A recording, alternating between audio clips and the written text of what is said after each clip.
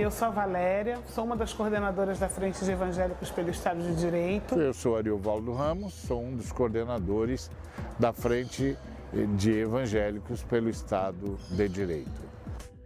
A Frente de Evangélicos é um movimento que nasce em 2015 para 2016, protestando contra o impeachment por reconhecer nele um golpe de Estado.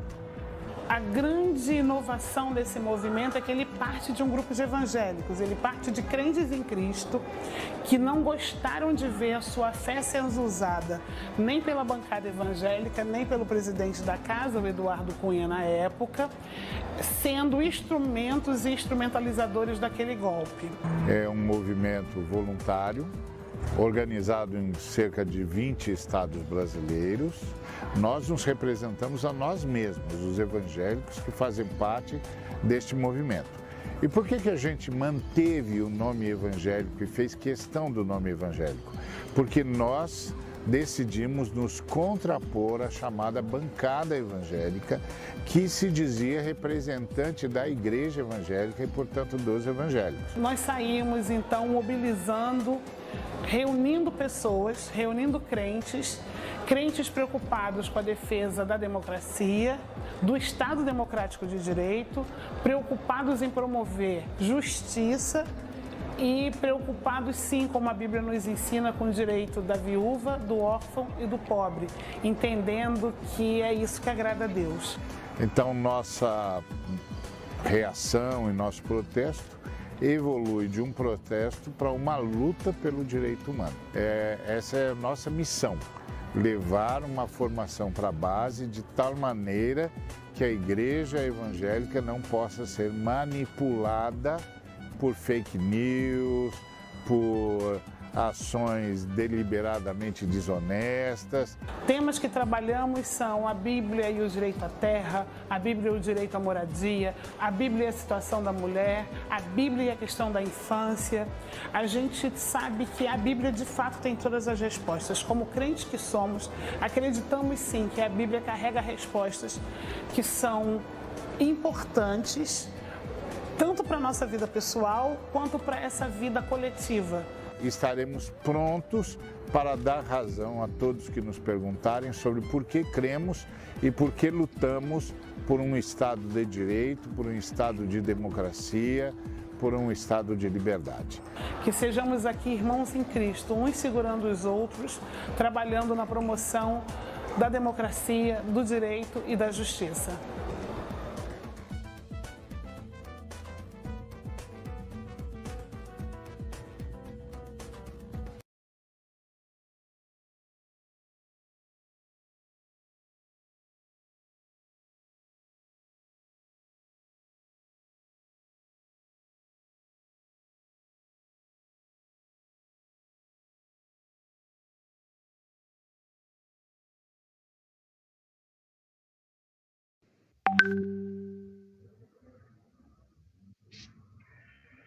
Boa noite, meus amigos da Frente de Evangélicos. Maravilhoso, mais uma vez estamos aqui, como vocês estão reparando.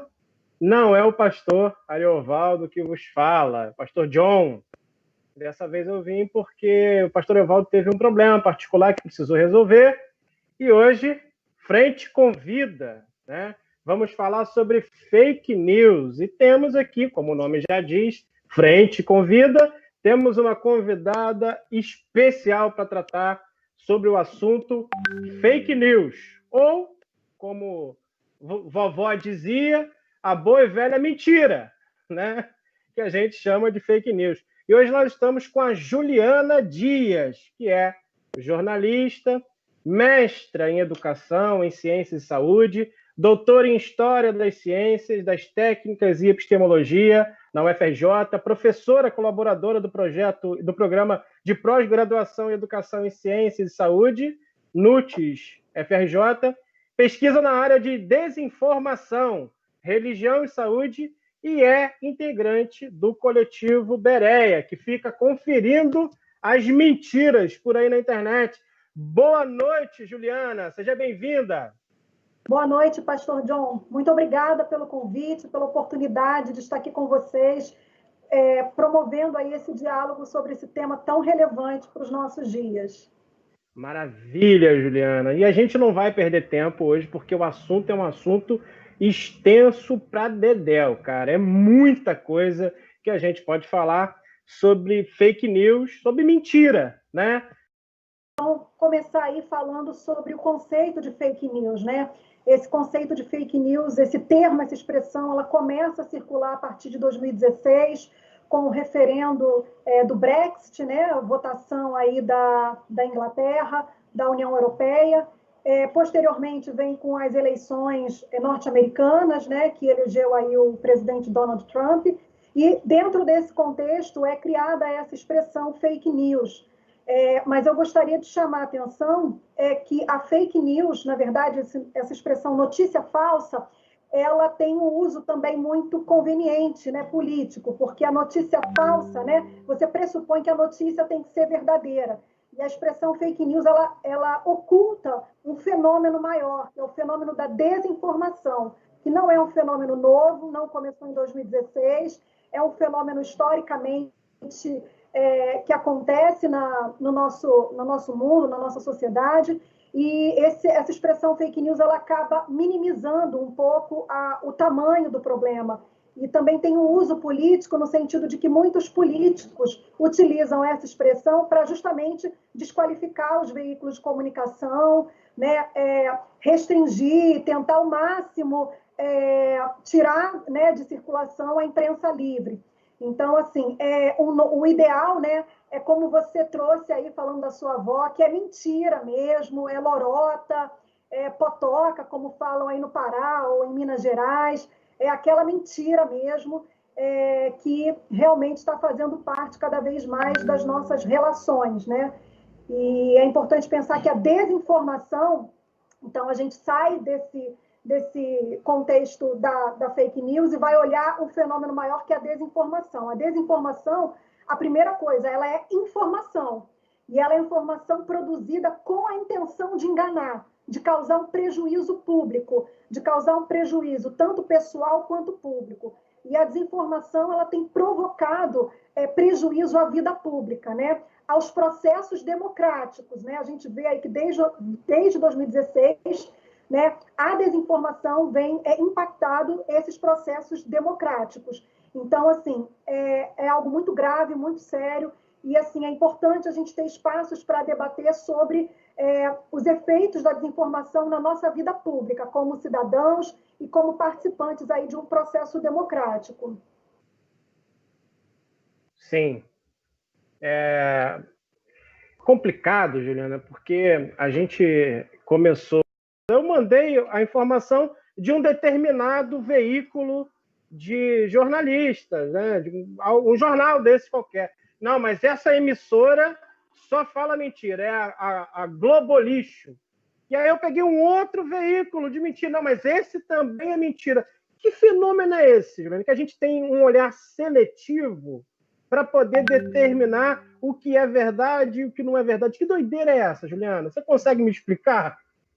Sim, desde 2018, a gente vem estudando aí sobre a desinformação, principalmente em coletividades. Então, a gente tem uma pesquisa já em fase final, que a gente entrevistou cerca de 1.000 evangélicos na cidade do Rio de Janeiro e Recife, né? Fizemos a pesquisa em igreja, fizemos grupos de diálogo, né? Não temos ainda os resultados finais, temos alguns resultados preliminares, mas o que a gente vem observando aí pela pesquisa e também pelo coletivo Bereia, porque fruto dessa pesquisa, né, foi criado em outubro do ano passado um coletivo de jornalistas voluntários, cerca de 20 jornalistas, que estão aí trabalhando arduamente para checar notícias de sites religiosos e perfis de políticos religiosos, né? E a gente tem aí mapeado também o quanto a desinformação tem permeado esse ambiente político e religioso. Então, assim, o que a gente pode compartilhar é que o ambiente digital, né, um ambiente onde a desinformação prolifera, ele está ligado ao nosso ambiente real, né? Esse mundo não é um mundo separado, o mundo online e o mundo offline. Então, as nossas relações que a gente tem no mundo offline são essas relações que vão fortalecer as nossas escolhas no mundo online. O que eu estou querendo colocar aqui para a gente conversar? É porque a desinformação ela é baseada em crenças, em valores. Então, se você me traz uma informação que não está alinhado com a minha crença, não está alinhado com o meu círculo de confiança, né, com a minha bolha, né, com aquilo que eu penso e com aquilo que a minha liderança me fornece de informação, eu vou rejeitar como uma mentira, mesmo ela sendo verdade, né? Então, é aquela era que a gente chama de pós-verdade, que aí cada um tem o seu fato para defender. Você está defendendo o seu fato, eu estou defendendo o meu, e aí esse diálogo, ele perde, né, em racionalidade, porque a gente vai partir, né, para mobilizar as emoções, para polarizar esse debate, e aí quando você fala que mostrou um veículo, e mesmo assim essa informação não teve credibilidade, é aquilo que eu conversei logo no início, né? Essa expressão fake news, ela tem esse objetivo de desqualificar o trabalho também da imprensa, né? Da imprensa séria, da imprensa livre. A gente sabe que a imprensa também promove desinformação historicamente, mas esse contexto de desinformação que a gente está conversando aqui é um contexto de que é uma mentira que é construída, fabricada para prejudicar. Que eu gostaria de pontuar aqui que a desinformação ela tem um impacto na nossa democracia, ela tem um impacto na vida pública, na saúde, na segurança, no meio ambiente, em todas as esferas da nossa vida pública, nós estamos sendo impactados pela desinformação. E a Covid, a pandemia de Covid, é um exemplo muito claro, né, de como a gente tem sido impactado, né? A gente tem chegado a um consenso nas nossas pesquisas, né, que a desinformação mata, né? A gente tem aí uma pesquisa preliminar de que países que têm o maior número de desinformação, como, por exemplo, o Brasil, são os países que têm o maior número de mortes por Covid, né? Está aí Estados Unidos também e Índia nesse contexto. Então, assim, e a gente percebe nesse contexto quanto líderes religiosos têm se posicionado para minimizar a pandemia, para desqualificar a pandemia, desqualificar os estudos científicos que vão falar da prevenção a partir do isolamento, do uso de máscaras, e tudo isso vai se repercutir agora nas eleições também. Então, assim, é um problema muito grave e é preciso a gente entender como é que funciona esse sistema de desinformação. Ele é um sistema muito bem articulado, ele gera muitos lucros, muitos benefícios para quem está promovendo, não é uma pessoa, é um trabalho em rede, articulado. Então, é importante a gente entender quais são as narrativas que estão em disputas, né?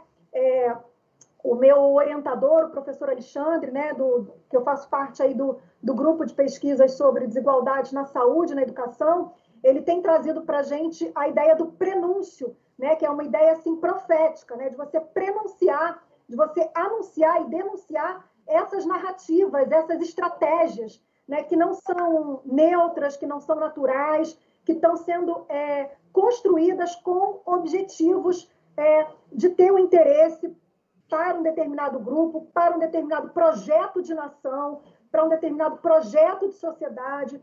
Então, assim, nesse contexto que a gente vive, a desinformação é ali o epicentro desse sistema desinformativo, né? Que nos ajuda a pensar como a gente se posiciona em termos de narrativas, né? Qual narrativa a gente vai apoiar e construir? Uma narrativa que promova paz e justiça ou uma narrativa que está promovendo morte, violência, desigualdade, opressão, né? E é importante a gente pensar que a desinformação ela está associada ao prejuízo, né, à nossa vida pública, reforçando aí essa ideia que eu acho importante trazer, que não é um problema pessoal, né, é um problema realmente coletivo e público.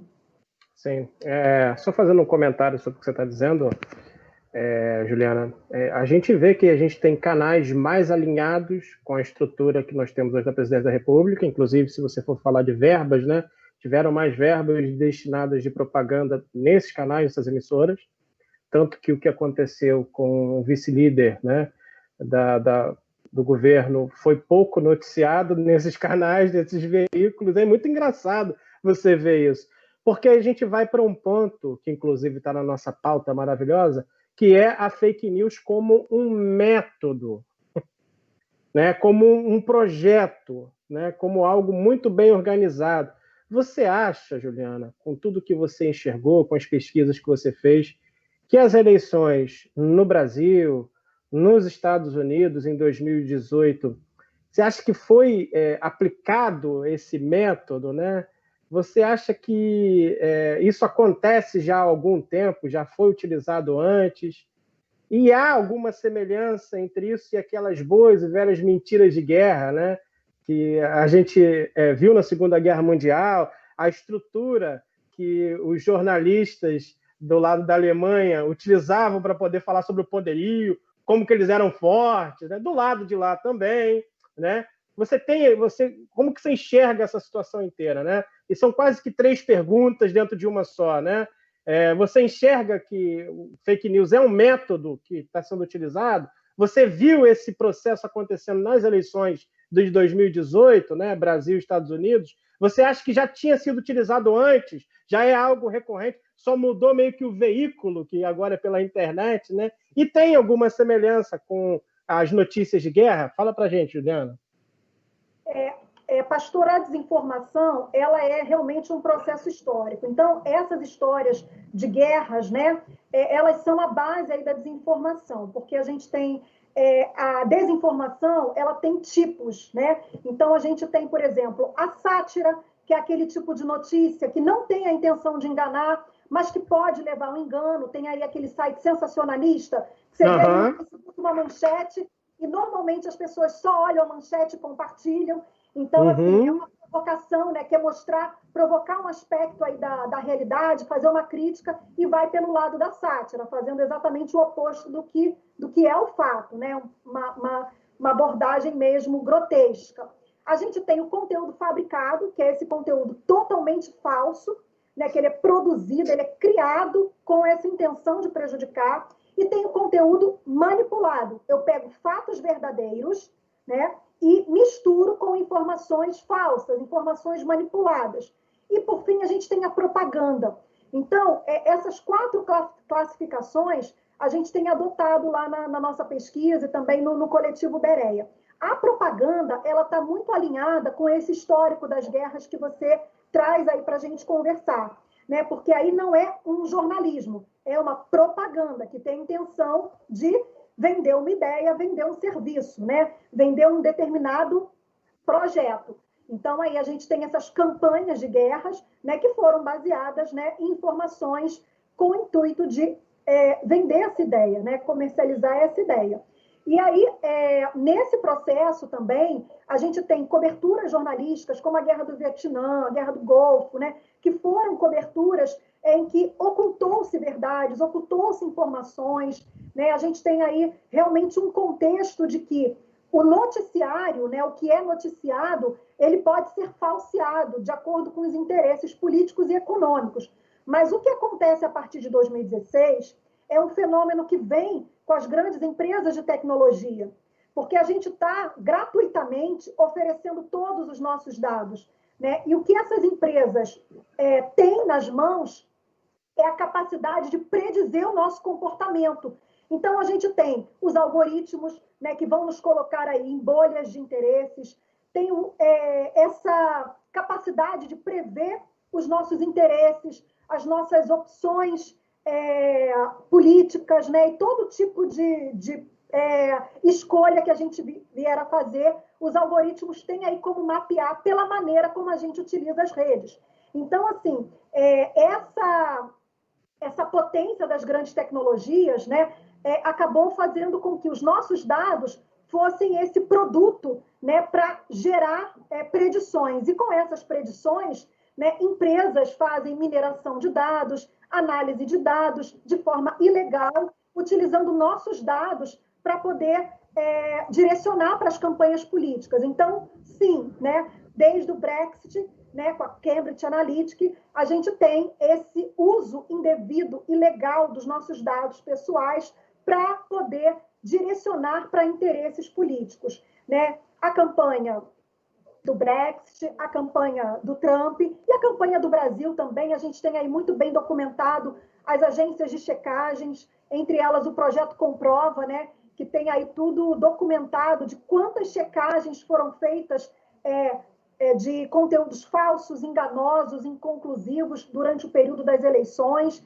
né? Então, a gente tem aí a agência Lupa, Aos Fatos, agências que estão trabalhando aí com essa função de mostrar a desinformação. E a desinformação, ela não é um método, ela é um sistema. O sistema ele é mais amplo porque a gente está falando de interrelações, de interconexões. Então, assim, há interesses ligados para que essa desinformação faça parte do nosso ambiente digital, da nossa cultura digital. Então, as grandes empresas, elas têm responsabilidade, né? Elas estão trabalhando em alguma medida, mas ainda é preciso fazer muito mais, né? Porque os nossos dados, eles são expostos e essas empresas, elas são parte do problema, né? Então, elas precisam também ser parte da solução.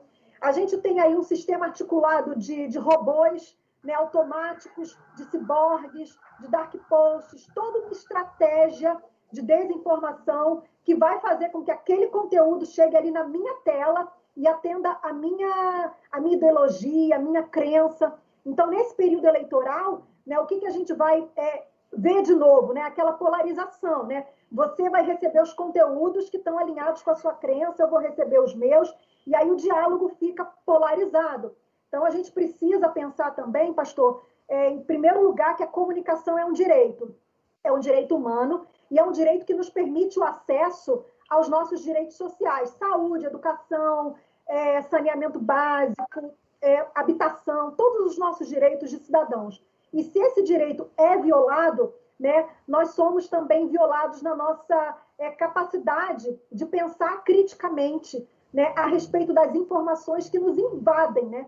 Que é uma enxurrada de informação. E isso faz com que a nossa mente perca essa capacidade de analisar. A nossa atenção, ela fica reativa, a gente só reage. E a gente perde essa capacidade de refletir sobre esse conteúdo. Então, é um sistema muito bem articulado, né? Tem uma autora, que é a Claire Wortley, que chama de ecossistema de informações. Né? Ela vai falar em desinformação, má informação e informação equivocada. Então, são esses... E nesse contexto, ela fala que há uma desordem informacional. Né? Então, assim, essa desordem, né, ela acaba poluindo, né, a nossa mente e também a nossa capacidade de tomada de decisões. Porque a desinformação, ela impacta diretamente na nossa tomada de decisão.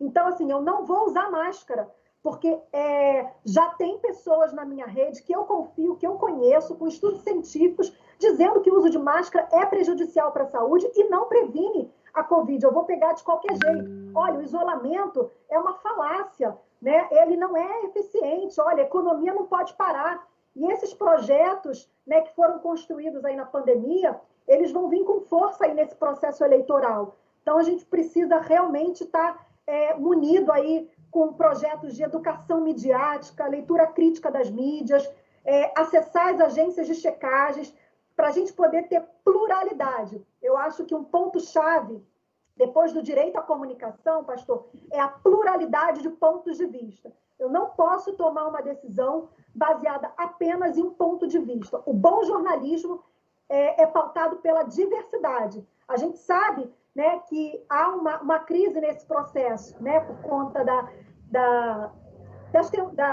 crise do próprio jornal, né, as redações reduzidas, né, e aí a função de analisar uma época, que é a função do jornalista, também fica prejudicada. Mas a gente precisa pensar que o jornalismo, né, ele é pautado pela pluralidade de pontos de vista. E se a gente não tem essa pluralidade de pontos de vista, a gente corre o risco de enfraquecer o nosso processo democrático. Verdade, Juliana. Eu estou pensando aqui, você está falando, eu estou me lembrando de algo, né, fazendo um resgate na memória. Antigamente a briga, Juliana, era para você ter tempo de televisão. E aí você fazia as coligações, né, para você ter mais tempo de televisão, porque a televisão era o veículo comum de todo mundo. E aí houve uma transição entre a televisão e nessa última eleição nós tivemos um candidato que nem frequentou os debates. Ele não precisou frequentar, ele não precisou da televisão, ele teve toda a sua campanha vinculada através das mídias, né? Isso é uma grande mudança, não é? Porque está mudando tudo. Até dentro do campo político, essas coligações deixaram de ser importantes. Porque antes o candidato A, do partido B, precisava do candidato C, do partido D, para que formasse uma coligação, né? Para que ganhasse mais tempo de televisão e que dessa forma pudesse explicar, ou falar, ou informar acerca do seu plano de governo. Hoje não precisa. Hoje isso acabou, né? Hoje a gente tem um outro fenômeno, e eu gosto de entender essas transições de um para o outro. A gente tem um outro fenômeno, Juliano, completamente diferente. Nós temos as redes com múltiplas possibilidades, né? Tanto para o bem como para o mal, né? Então, eu fico pensando, você acha que as pessoas, Juliana, elas estão mais receptivas nessa transição para as fake news nas eleições e no dia a dia também? Esse fenômeno que você traz, né, esse fenômeno das mídias digitais, né, elas revolucionaram a nossa forma de produzir e compartilhar conteúdo, né? Então, quando você fala da televisão, nós éramos receptores. Com o advento da internet, nós passamos a ser produtores de informação e consumidores ao mesmo tempo. Então, como você falou, qualquer candidato pode criar o seu canal e pode realmente, né, ganhar uma eleição a partir das suas mídias próprias. Então, esse é um fenômeno da sociedade em rede, né, que é essa autocomunicação de massa. Uma pessoa, né, pode comunicar para muitas pessoas, né, e tem também esse fenômeno transmídia, né? Você associa várias mídias. Então, você tem Facebook, Twitter, Instagram, e aí chega o WhatsApp, né? Porque o WhatsApp, a função dele era só troca de mensagens, mas ele foi ressignificado. O WhatsApp é o aplicativo de mensagens mais usado no Brasil, 89% da população brasileira, segundo uma pesquisa aí da Datafolha de 2019, usa o WhatsApp, e a informação enganosa, a desinformação, ela circula com muita eficácia pelo WhatsApp, né? Então, a partir do WhatsApp, você tem aí um fenômeno ampliado, porque essa informação, ela vai, muitas vezes, ela é criada e você não consegue localizar quem produziu essa informação, e ela circula com uma rapidez pelos grupos, né, que é, assim, incontornável, né? Então, aí o WhatsApp tem um papel aí preponderante nessa disseminação de informações no período eleitoral. Tanto é que o próprio WhatsApp tomou muitas medidas, né, durante as eleições e depois das eleições para tentar contornar um pouco esse ambiente, né, propício para a desinformação. Aí limitou o compartilhamento, né? Você não pode compartilhar mais a mesma informação para muitos grupos, é limitado a 5. Foi criando outras medidas, recentemente criou um botão de checagem, né? Financiou pesquisas no mundo inteiro. Então, aí vem aí pensando em como poder minimizar essa capacidade, né, de que essa ferramenta se tornou de um mecanismo aí muito eficiente para a desinformação, né? Qualquer um pode gravar o áudio e esse áudio circula, né, livremente e realmente produzindo aí efeitos devastadores. Sim, porque a pessoa deixa de ser consumidora e quer produzir o próprio material dela. Sim. E como quem está assistindo ainda tem o mindset, eu odeio essa palavra, mas o pensamento, a construção do pensamento baseado em ser um consumidor de notícia, então tudo que está na internet tem cara de notícia, tem alguém falando, sentado, tem uma roupagem bonita, é notícia, então é verdade. Se passou na TV, era verdade, não é verdade? Era a forma que eles tinham de se informar. Então, se tem nessa nova mídia, então é verdade. Você acha que as pessoas, nesse período... Desculpa, mas principalmente se você confia na pessoa que está ali postando. Porque a desinformação ela é baseada numa rede de confiança. Isso é importante, baseado em valores, em crenças. Foi a minha mãe que me mandou o áudio do WhatsApp. Não pode ser. É verdade. Foi a minha prima, foi o meu líder. Né? Sim. Veja, gente, não é mentira. A pessoa não vai mentir para mim. Foi o meu pastor. Foi o meu pastor. Mas o que eu mais tenho visto, né, nos grupos de WhatsApp cristãos é a desinformação circulando livremente pelo WhatsApp, pelo Facebook. Sim. E se você vai contestar, você realmente aquilo que você falou. Não, mas dessa fonte não conta, né? Então é bem desafiador esse contexto que nós vivemos. Sim, mas você acha que essa nova geração, e eu não estou falando dessa geração que já nasce de 2001 para cá, 2002, com a internet na veia, mas aquela geração que via notícia pela TV, que a TV era a comunicadora das verdades da vida. Essas pessoas, no geral, elas são mais receptivas às fake news nas eleições, no dia a dia, do que essa nova geração que tem o Google para checar, ou está tudo misturado, está tudo bagunçado e já não se consegue saber onde que começa uma e termina a outra? Na nossa pesquisa, um dos resultados é que o público mais idoso é mais suscetível, né? Não é um dado fechado, mas é um dado que a gente também observa em outros estudos, mas que é como você está colocando, né? O público, os que não são nativos digitais, nascidos, né, no ambiente digital, né, tendem, e são mais idosos, tendem a propagar mais desinformação, né? Inclusive aí pelo WhatsApp. Mas eu não colocaria o peso sobre eles, né? Porque a desinformação, como ela é baseada nessa relação de valores e de confiança, né? Principalmente num período eleitoral, eu vou querer me munir de informações que possam me ajudar a escolher o meu candidato. Então, eu vou procurar fontes que eu considere confiável. E se essa fonte que eu considero confiável, ela dissemina a desinformação, eu vou reproduzir essa desinformação no meu contexto também, né? Porque a desinformação, ela polariza o debate, ela não aprofunda o debate. Sim. É o que você falou algumas falas atrás, que é o período da pós-verdade, né? Como que a gente define esse conceito, Juliana?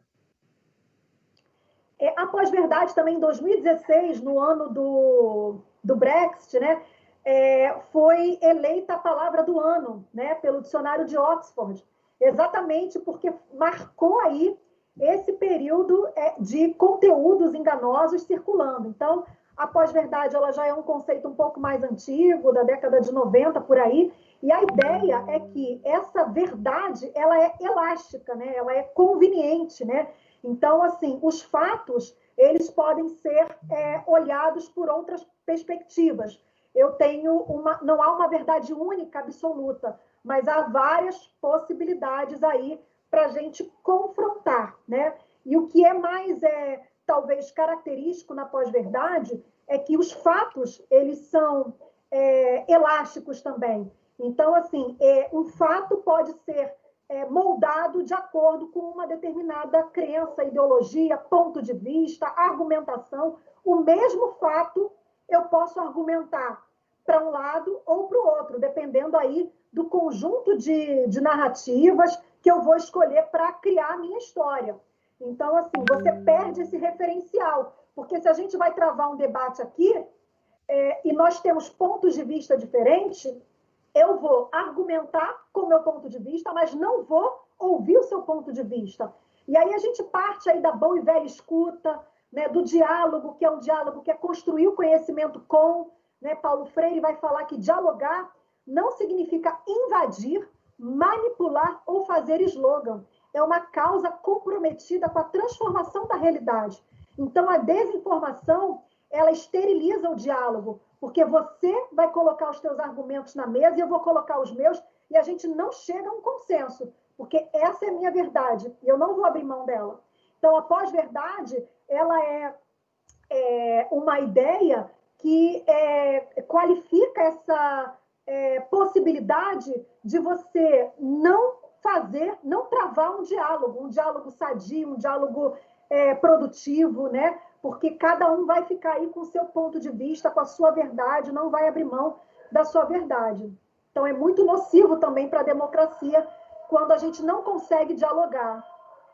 É o próprio conceito da palavra diálogo, né, que vem do grego diar, de dividir, o logos, né, ele vai dizer que um fala e o outro fala, né, buscando uma compreensão. Tem uma frase muito legal aqui, que eu quero ler, que está falando sobre o desapontamento com as estruturas institucionais levou a um ponto no qual as pessoas já não acreditam nos fatos. Se você não confia em ninguém, por que tem que confiar nos fatos? Se ninguém faz nada por mim, por que eu tenho que acreditar nos outros? Que é do Noam Chomsky. Você concorda com esse pensamento, Juliana? O Noam Chomsky é uma referência, né? Então, quando ele fala do descrédito das instituições, né, isso tem muito a ver com a sociedade neoliberal, né? Porque o neoliberalismo ele não é uma política econômica, ele é também um sistema. E essa ideia de sistema ajuda a gente a pensar que está tudo interrelacionado. É um sistema que vai mercantilizar todas as esferas da nossa vida, inclusive nossa subjetividade. E aí que entra a desinformação, porque a nossa subjetividade ela é mercantilizada nessa sociedade neoliberal. E nessa condição, né, tem um outro autor, que é o Henri Giroux, né, que é um educador canadense, que ele vai falar sobre o fascismo neoliberal, né, a partir aí do período das eleições, né, de 2016, 2016 em diante, né, que é assim um aumento, né, do fascismo, do autoritarismo e dessa sociedade neoliberal, que vai promover uma coisa que ele fala, que é a desimaginação, e tem muito a ver com o que o Chomsky fala. Então, eu não acredito a ninguém, por que eu vou acreditar nos fatos, entendeu? Eu vou acreditar naquela pessoa que está ali próxima de mim, mas de forma geral, né, vai promover essa desimaginação e esse desengajamento. Isso é muito grave, porque você perde a capacidade de agir individualmente e coletivamente, né? Você esteriliza essa agência individual e coletiva, porque como cidadãos nós agimos individualmente e coletivamente. A participação social, a participação popular, ela é vital para a democracia e para a construção de políticas públicas. Não é só apertar o verde ali e virar as costas e depois ficar lá no Facebook compartilhando. Tem que ter participação social, tem que ocupar os espaços de controle social. Então, essa desinformação, essa sociedade neoliberal, ela tira essa capacidade, né, de imaginar um outro mundo possível, de imaginar um outro futuro possível, né? E, principalmente, além de não imaginar, essa capacidade de não se engajar. Então, a política é tudo igual, é tudo a mesma coisa, não vou votar em qualquer um. Foi assim que o Witzel entrou, né? Não conheço ele, vou votar em qualquer um, olha aí que entrou, né? Nova política, né? Então, assim, são concepções que demonstram o quão desengajada a população está, né, em função de todo esse contexto neoliberal, e o quanto a gente perde essa capacidade preciosa de imaginar outros futuros possíveis. Então, esse processo eleitoral que vem aí, né, a gente precisa imaginar outros futuros possíveis. Eu queria só falar de uma campanha que foi lançada ontem, Igrejas Sem Fake News. Né? Quem acessar aí o site do Coletivo Bereia vai ter acesso a um e-book gratuito, né, com manual, com artigos de vários especialistas, falando especialmente sobre esse processo eleitoral, né, estimulando grupos de diálogos nas igrejas, para que a gente possa debater as eleições e o risco que as fake news trazem, né, ao nosso processo eleitoral. E como igreja, né, como nós devemos aí nos posicionar nessa tomada de decisões. Eu estou aqui competindo com o carro do ovo, eu não sei se está dando para entender. O preço está barato, inclusive. Eu pedi para você comprar para passar aí na Ilha do Governador para pegar uma caixa de ovo. Deu para entender sim, Juliana, perfeitamente. O Weber também tem um conceito de desencantamento do mundo, né? O Weber ele fala sobre esse desencantamento, e aí eu vejo que o desencantamento que a gente vive é um desencantamento total, né? Com as instituições, a gente não acredita mais nelas. Agora, com o jornalismo, a gente não acredita mais neles, a gente escolhe um jornalismo que a gente vai seguir, né? Uma veia jornalística, né? Eu gosto de ver discussão em ônibus, né? O ônibus é um lugar maravilhoso para você ficar ouvindo conversa dos outros, né? E aí eu estava vendo duas pessoas discutindo qual veículo ele é o mais interessante, ele é o mais, de alguma forma, isento. Será que existe isenção? Não sei. Mas qual veículo era mais isento, né, para poder, de alguma forma, acreditar? Qual é o papel das emoções nessa aceitação da pós-verdade? As pessoas estariam, de alguma forma, mais dispostas a acreditar somente naquilo que elas querem, naquilo que satisfaz, mesmo sem prova nenhuma? Tem isso dentro do ser humano?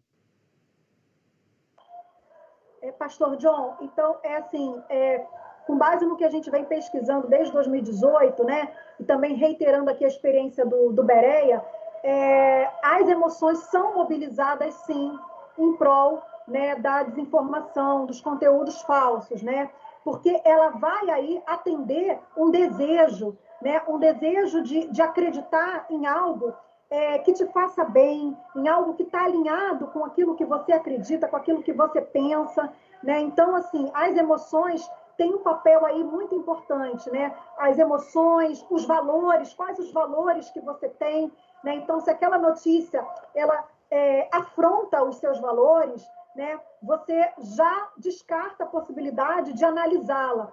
Então, realmente as emoções têm aí um papel fundamental em como a desinformação ela é disseminada, ela é propagada. Sim. Agora a gente vai para uma parte legal. A gente é crente, tudo crente aqui da frente, tá, gente? A gente é crente, gosta de Jesus, a gente ama a palavra de Deus. Qual o cuidado? Porque o cristão está envolvido nisso, cara. Foi o cristão que elegeu o Witzel. Foi o cristão que votou no atual presidente, que pega uma criança e faz uma arma na mão e está tudo certo. Que pega um objeto e diz que vai metralhar o tal partido. Então é esse sujeito que invoca para si a qualidade de ser cristão. E terrivelmente cristão. E terrivelmente cristão ele é mesmo, né? Só que esse terrivelmente não é nenhuma qualidade, nenhum adjetivo. Então a gente é crente, tá? Só que a gente é crente que ama Jesus, e quem ama Jesus necessariamente precisa compreender que a gente tem que amar a verdade. E aí não somente verdade como confirmação de fatos, mas a verdade como uma pessoa, a verdade como alguém, né? E que reagia na vida contra uma série de coisas. Então, qual é o cuidado que o cristão deve ter com relação às fake news, né? E já emendando uma pergunta na outra, você teria algum exemplo para dar bíblico dessa questão das fake news? Pastor, em relação ao cristão, eu olho muito para os profetas como Amós, Isaías, Jeremias, né, que são profetas que ousaram a falar da desigualdade, da opressão, da iniquidade, da injustiça, né? E falaram para os de casa, né? Então, assim, quando a gente vai analisar uma informação, quando a gente recebe uma informação, a gente precisa olhar para alguns critérios, né? O quanto essa notícia, esse conteúdo, né, está promovendo uma visão equânime, está promovendo justiça, se está alinhada ali com os valores, com os padrões bíblicos, né? Por exemplo, existem algumas técnicas, né? Se é um texto que pede apocalíptico, sensacionalista, já desconfia. Olha ali a data da notícia, né? Se está citando uma fonte, vai ali atrás da fonte, né? Vê se essa fonte realmente disse aquilo, né? Existem agências que estão checando, como o Coletivo Bereia, que é um coletivo que tem jornalistas que são cristãos e não cristãos, que estão checando só notícias em ambientes religiosos. Então, para você ter uma ideia, de dezembro a junho, né, 77% das notícias que foram checadas em sites cristãos e de perfis de políticos cristãos eram falsas ou enganosas. Então, assim, é gravíssima a quantidade de desinformação que circula no ambiente de comunicação religioso, né? A gente precisa buscar essas agências, como o Bereia, a Lupa, Comprova, mas mais do que isso, né? Isso são ferramentas, mas promover esses diálogos dentro da igreja, né? De formação política, né? Política no sentido do agir político, né? De você poder construir políticas públicas que vão promover justiça. Então, assim, que se levantem os Amós, os Isaías, os Jeremias, né? né, para que possam denunciar as mentiras, né, porque tem muito evangélico mentindo deliberadamente, né, e tem outros que compartilham porque acreditam que essa fonte é confiável. Mas se você for lá visitar o Bereia, vai se surpreender aí. Tem muita mentira, muita mentira. A gente tem um vídeo, né, Juliana, que a gente vai passar para poder falar um pouquinho sobre isso. Mas uma coisa que a gente, antes da gente passar o vídeo, que você falou, eu acho muito interessante da gente checar a história desse sujeito, a gente checar a sua construção, a sua constituição, porque isso vem das verbas partidárias, são partidos que estão atrelados a grandes empresários, né? Partidos que estão atrelados a grandes financiadores, né? Esses partidos, acho que acima de tudo, olhar da onde que o cara está vindo, né? E da onde que vem esse dinheiro, né? Porque até do nosso lado, do lado mais progressista, a gente tem pessoas que recebem dinheiro de grandes banqueiros, de grandes corporações, e a gente precisa ficar atento, porque isso é um perigo para a gente. Isso é um perigo porque nada vem de graça nesse mundo, Juliana. Se eles estão financiando, é porque, de alguma forma, eles precisam desse lado da política em algum momento. Ou precisam, ou precisarão. Então, a gente precisa ficar atento em toda a construção, né, do partido. Da onde que vem essa verba? Da onde que vem esse dinheiro? Quem são os financiadores desse sujeito? Para que a gente tenha também eleições limpas. O vídeo, gente, a gente tem um vídeo maravilhoso aí. Vocês fiquem conosco.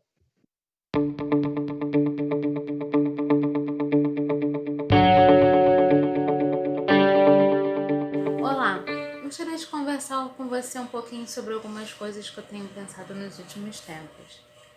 Muitas vezes, como filhos de Deus, a gente se vê confrontado um pouco com as realidades que se tornam mais complexas a cada dia, né? Parecia que antes tudo era um pouco preto no branco, que era facilmente distinguir entre o certo e o errado. Talvez essa seja a nossa dificuldade de um pouco dialogar com as questões dos nossos tempos, né? As informações que chegam cada vez mais rápido e mudam as nossas percepções sobre o mundo e as coisas que estão acontecendo. Mas assim como era antes, também é agora. Então a gente deve voltar sempre para o princípio bíblico. Antes o princípio era o verbo, e o verbo se fez carne. Jesus, quando se fez homem e habitou conosco, precisou também lidar com as questões do seu tempo, que estava o cercando dentro daquela sociedade, né? E também os desafios que a própria humanidade impunha naquele corpo, né? Como acontece com a gente. E aí me faz lembrar um pouco da passagem da tentação de Jesus no deserto. As 3 vezes que o diabo tenta Jesus, ele tenta trabalhar na dinâmica de distorcer um pouco a verdade e fazer uma manipulação e mobilizar os sentimentos de Jesus naquele contexto de fragilidade. Primeira tentação, o diabo diz: se você é o filho de Deus, transforma essa pedra em pão. Ora, uma pessoa com 40 dias no deserto devia estar super faminta, mas o jejum tem um propósito que não podia ser findado a partir de uma resolução tão imediatista. O jejum, ele é um processo.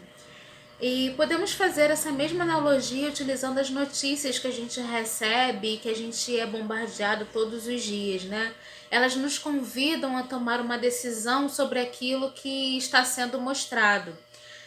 Mas essas coisas, muitas vezes, beiram um pouco um absurdo, mas mobilizam mesmo assim o nosso imediatismo em defesa das nossas crenças, dos nossos valores. Mas a precipitação do compartilhamento dessas coisas nos faz pecar, porque muitas vezes compartilhamos notícias que não são verdadeiras. É preciso tempo para o processo. Na sequência, o diabo desloca Jesus do panorama do deserto e o leva um pouco a um alto monte e diz para ele: dar-te-ei todo este poder e sua glória, porque a mim me foi entregue todos os reinos do mundo. Se você se prostrar e me adorar, isso aqui tudo será seu. Ora, é engraçado, né? Porque o mundo jaz no maligno, mas não quer dizer que a ele pertence. Muitas vezes as notícias nos colocam sob uma perspectiva nova e falseia o nosso conhecimento prévio com afirmações que nos conduz a validar aquela história. É aqui que Jesus lembra que adorar somente a Deus e só a Ele também servir. Essa resposta nos chama a atenção para voltar ao início e ao princípio básico, a Deus.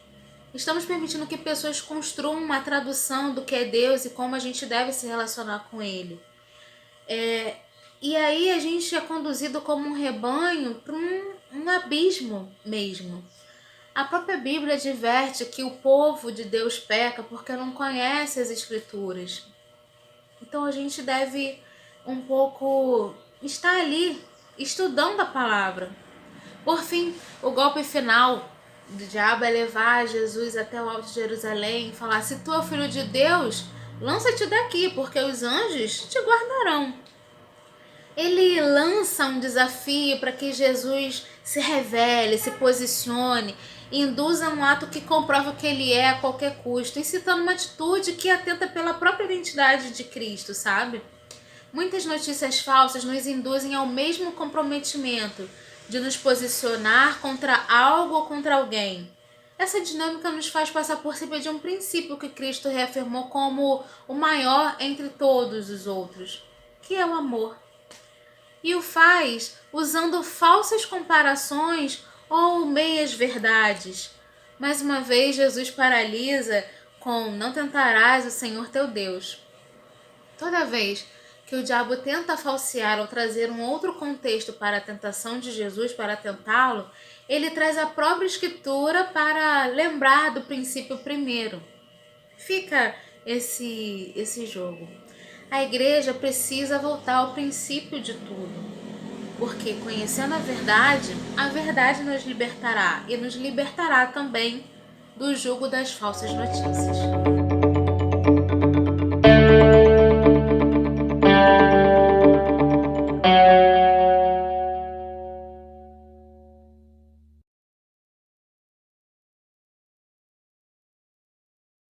Nas nossas emoções e valores, né, para ser tentados a compartilhar, a ceder a essa mentira, né? Então aí quando o diabo fala para ele para transformar as pedras em pães, né? Ele estava lidando com uma situação muito concreta, muito real. Ele conhecia ali o contexto, né? Ele sabia que havia fome, né? Que Jesus estava com fome.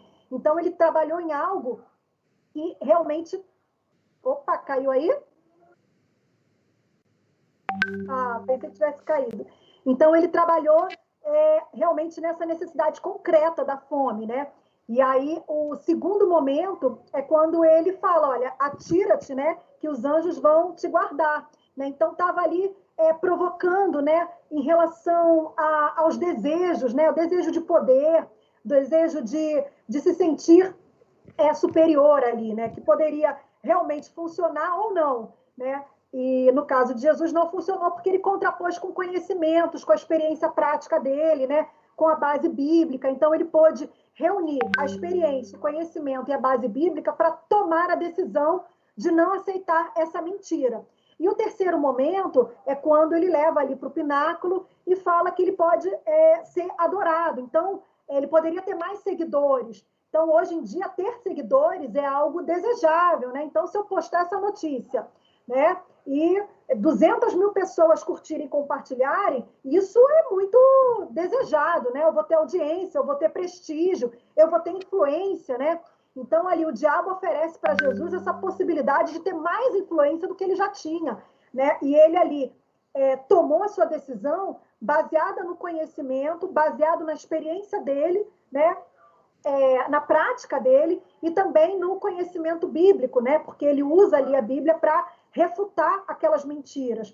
Então, essa situação a gente coloca aí como exemplo bíblico de como a gente pode ser mobilizado naquilo que a gente pode ser frágil, né? Então, eu estou com fome, a pessoa fala que eu posso transformar pedra em pão. Então, realmente, eu poderia fazer isso. Mas se ele fizesse isso, ele estaria aí quebrando, né, os princípios, né, que ele estava comprometido. Então, ele optou por não quebrar esse princípio. Né? Você pode, aquele segundo momento, quando ele fala de segurança, né? Vai, se atira, que você vai ser salvo. Né? Então, assim, Tem informação que chega que vai ali te provocar, né? Não, essa informação, né, o uso da máscara, não é bem assim. Você pode sair sem máscara à vontade, não, isolamento social, você pode aglomerar na igreja, não tem problema nenhum. Então, vai naquela situação que está muito contextualizada, não é fora de contexto. O que eu gostaria de colocar é que não é no vazio que a desinformação chega, assim como a tentação. Ela é muito bem estruturada, ela é muito bem desenhada, ela chega naquilo que a gente pode ser tentado e fragilizado, né? E o prestígio, a influência, né? Então, se eu compartilhar, se eu for o primeiro a compartilhar, olha quanta audiência eu vou ter, né? Eu vou ter um prestígio ali entre a minha comunidade de fé. Só que você pode compartilhar uma informação falsa se você for precipitado e pode causar um prejuízo. Então, assim, na dúvida, não compartilhe, né? Resistir ao diabo, ele fugirá de vós. Vai por aí. Na dúvida, não compartilhe a informação.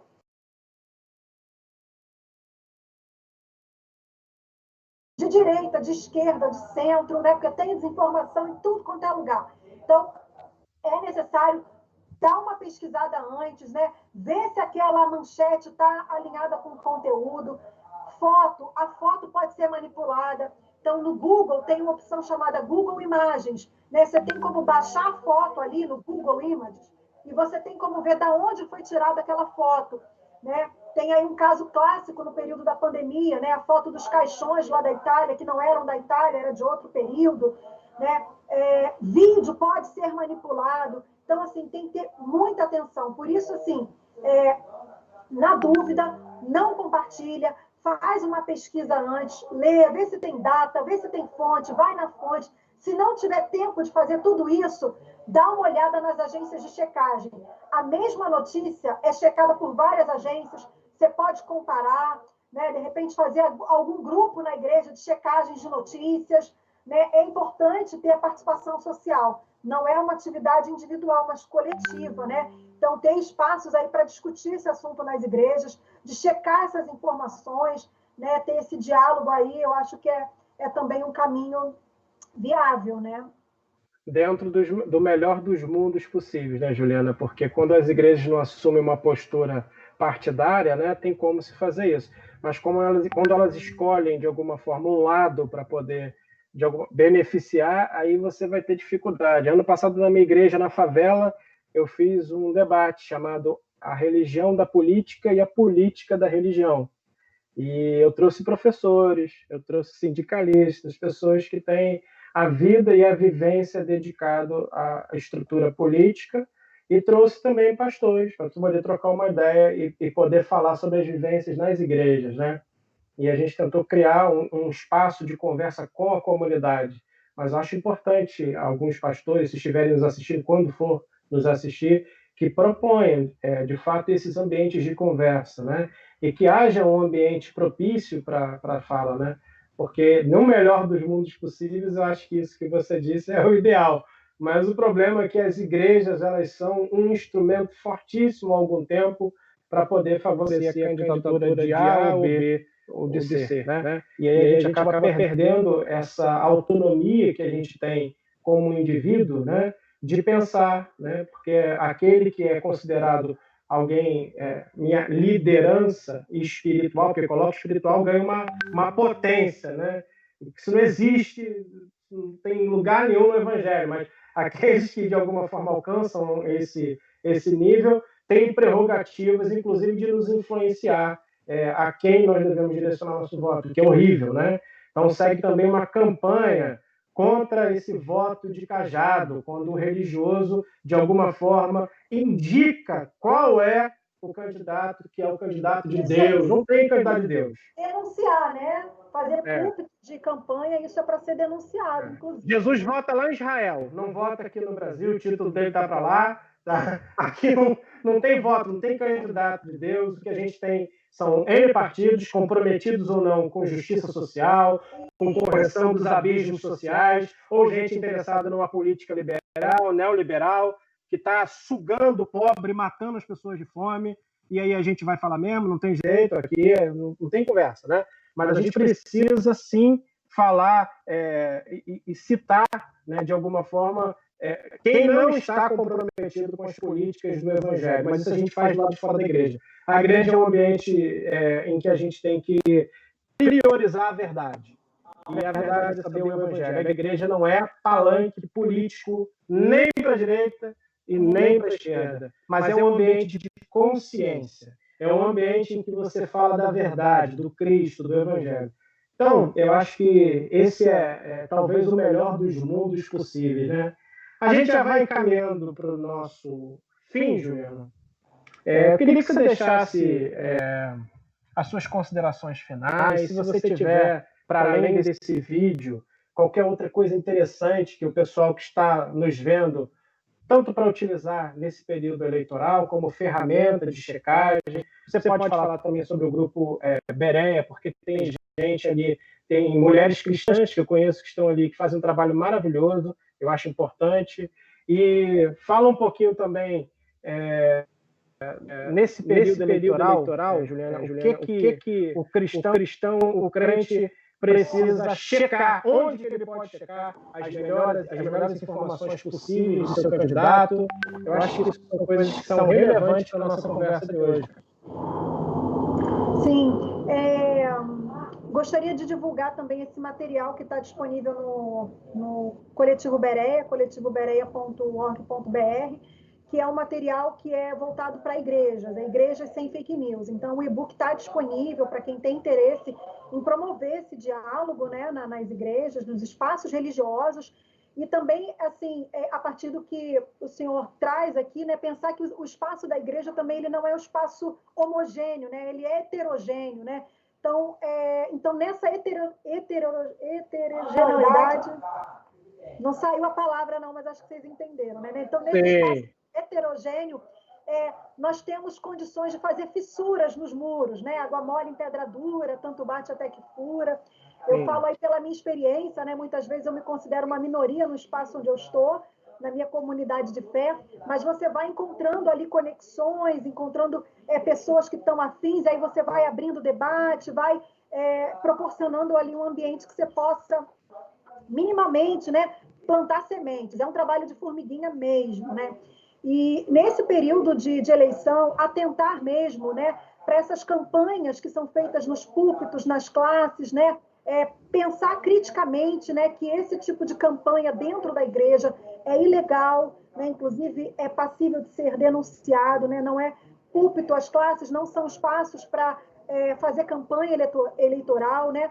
Podem ser espaços de formação política, mas não para você fazer campanha eleitoral dentro das igrejas, né?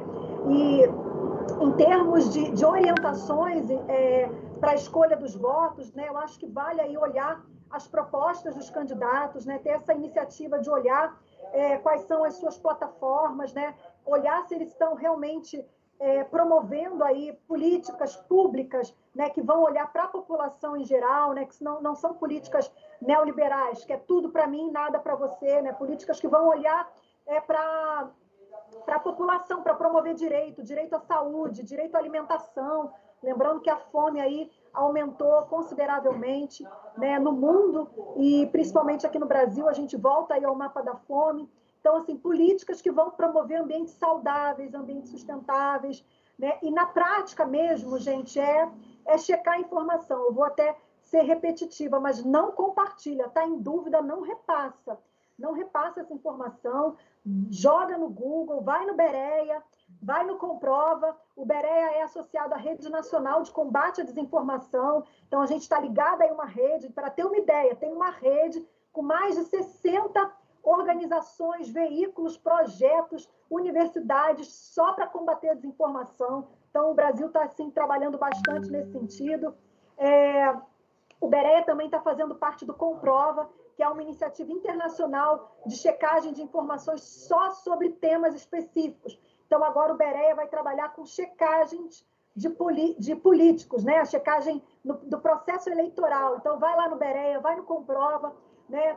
Antes de compartilhar, dá uma olhada nessas agências e no mais, assim, é estimular mesmo a participação social, que é fundamental, porque a gente não tem uma receita pronta, né? Mas tem um caminho, um processo, né? Essas dicas aqui são receitas, mas eu acho que o processo é o cristão ser cada vez mais participativo nos ambientes, né, de participação social, de controle social, né? Nós temos que estar aí participando desses espaços. Eu sou uma ativista, uma militante do direito humano à alimentação e sinto muita falta de evangélicos nesses espaços, são poucos os espaços que eu vejo evangélicos. Inclusive, eu era do Conselho Nacional e o pastor Arivaldo Ramos também estava no Conselho Nacional, representando aí a Rede Fale. Então, uma importante representação num conselho que foi extinto no primeiro dia aí do governo Bolsonaro, um conselho que monitorava e acompanhava políticas públicas. E aí agora eu estou em outros espaços, como o Fórum Brasileiro de Soberania e Segurança Alimentar, né? Essa frente é uma frente importante, então acho que a gente tem que se engajar em espaços de participação social, né? Para combater a desinformação aí com uma visão profética. Muito obrigado, Juliana. Maravilhoso poder falar sobre isso, maravilhoso porque a gente está falando do Evangelho, quando a gente assegura que a verdade é importante, a justiça tem que correr como um rio, né? A gente tem que tratar desses assuntos por mais vezes, né? E não só isso, falar desses outros temas que eu também acho fundamental, porque trabalhei como missionário no Nordeste, no Norte do país, e sei quais são as dores, e sei qual é a diferença que faz um punhado de farinha cotidianamente na mesa das pessoas. Então é fantástico. Gente, muito obrigado, vocês que vão nos assistir e que estão nos assistindo, ou se não estão assistindo, que vão nos assistir futuramente, curtam a página da frente, curtam as nossas redes sociais. É importantíssimo vocês estarem engajados junto com a gente nessas lutas que nós travamos todos os dias. Os probleminhas técnicos a gente corrige, deixa os links aí, tanto das agências que foram citadas, eu acho importantíssimo deixar as agências que vão conferir, que a gente pode conferir as fake news, como também o link do vídeo que a Juliana deixou para a gente. Eu acho que é isso que nós temos que falar hoje sobre fake news, que não tem a ver com o Evangelho, não tem a ver com Jesus, pelo contrário, é a antítese da verdade, é a antítese de tudo aquilo que o Evangelho trabalha. Então, confiram, sejam conscientes, votem conscientes. Deus não tem partido, Deus não escolheu uma nação, Deus é o Deus de todos os povos. Deus é o Deus que manda o Cristo como revelação para a humanidade, e não o Cristo como defensor de política pública do partido A ou do partido B. Então, Jesus não tem nada a ver com estruturas partidárias, acreditem nisso, tá? Porque quando a gente vai para o Novo Testamento, a gente tem partidos acontecendo ali no meio da estrutura de Jesus, e Jesus confronta todos eles na medida em que a verdade ela é de alguma forma cooptada para que, de alguma forma, alguém tenha benefício, hegemonia, domínio e poder sobre outras pessoas. Então, Jesus entrega autonomia para a humanidade, para que dessa forma ela possa escolher pela verdade. Desde o princípio foi assim, e acho que é assim que tem que ser. Muito obrigado a todos que vocês assistiram. Obrigado, Cláudio. Obrigado à nossa equipe, Sandra, Priscila, todo mundo que está junto com a gente, mesmo que não esteja aparecendo no vídeo. Tamo junto. Um beijo enorme para vocês. E vamos para a vida com a verdade. Muito obrigada.